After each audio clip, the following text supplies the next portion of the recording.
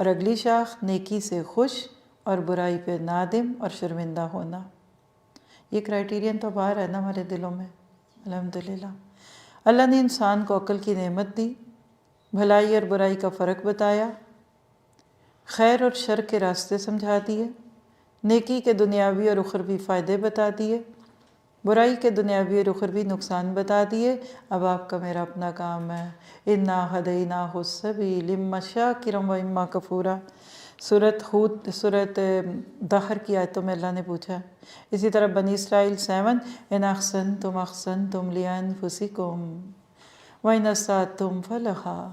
اور اگر تم اچھا کرو گے، نیکی کرو گے تو اپنے ہی لیے کرو گے، اور اب برے اعمال کرو گے تو ان کا وبال بھی تمہاری ہی جانوں پہ ہوگا۔ سلسلہ صحیحہ کی روایت ہے کہ ایک شخص نے پوچھا اللہ کے نبی ایمان کیا ہے؟